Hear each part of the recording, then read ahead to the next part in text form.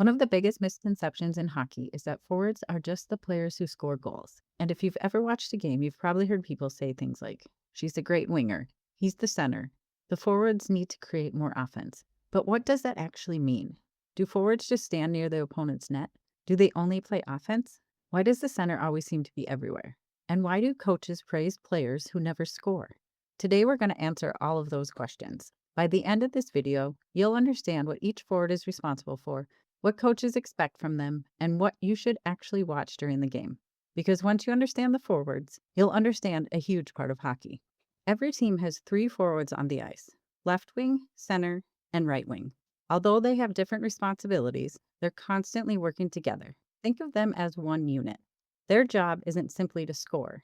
Their job is to help the team gain possession, keep possession, create offense, and immediately defend when possession is lost. That's an important part. In hockey, there are no offensive-only players. Everyone attacks, everyone defends. The center usually has the broadest responsibilities on the ice. Think of the center as a glue that connects everyone else. Centers take faceoffs, help the wingers, play low in the defensive zone, and often become the first forward back on defense. Because of this, centers usually skate the most during a game. If the defense pinches, the center often covers. If a winger gets trapped low, the center adjusts. They're constantly reading and reacting. Many coaches describe the center as the third defensive player in the defensive zone and the quarterback in the offensive zone. Many people think wingers simply skate up and down the sides of the ice. There's much more to it. When defending, wingers pressure opposing defensive players.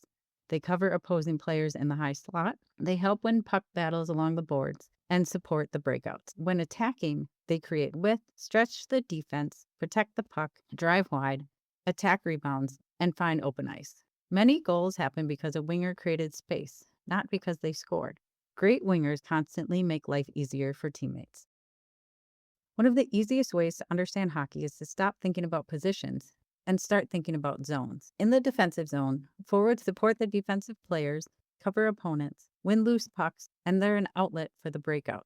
In the neutral zone, they transition, spread out, create passing lanes, and support the puck carrier. In the offensive zone, they pressure the opposing team's defenders, cycle the puck, shoot, pass, screen the goalie, and recover rebounds. Every few seconds, their responsibilities change. That's why hockey feels so fast. Here's something that surprises almost every new hockey parent. The puck is only on one player's stick for a very short period of time. Everyone else is playing without it. That's why coaches constantly talk about getting open, supporting the puck, reading the play, creating passing lanes, timing, spacing, and communication. So the smartest hockey players aren't always right where the puck is. Instead, they quietly put themselves in the right place before anyone else. That's hockey IQ. Scoring isn't just about shooting. Good forwards create offense by winning battles, forcing turnovers, driving to the net, screening the goalie, creating rebounds, making quick passes, drawing defenders away, and moving without the puck. Sometimes the player who deserves the most credit for a goal doesn't even get an assist because hockey rewards teamwork, not just individual skill. Parents often watch for goals, assists, and shots. Coaches notice something different. They notice, did the forwards backcheck? Did they support teammates? Did they stop skating? Did they communicate? Did they recover after making a mistake? Did they make smart decisions?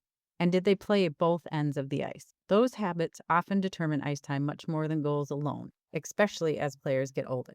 The next time you're at the rink, don't follow the puck. Pick one forward and watch them for an entire shift. Notice how often they skate without the puck, how often they change direction, how often they communicate, how they help teammates, and how they recover after losing possession. You'll quickly realize they're constantly working, even if they never touch the puck.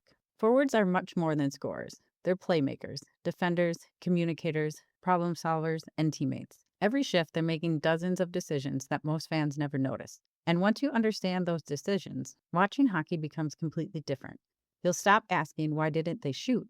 And start asking, what were they trying to create? That's when you begin to truly understand the game. I'd love to hear from you. What's one thing you've noticed great forwards do that doesn't show up on the score sheet? Or what's another hockey position you'd like me to explain? Leave it in the comments below.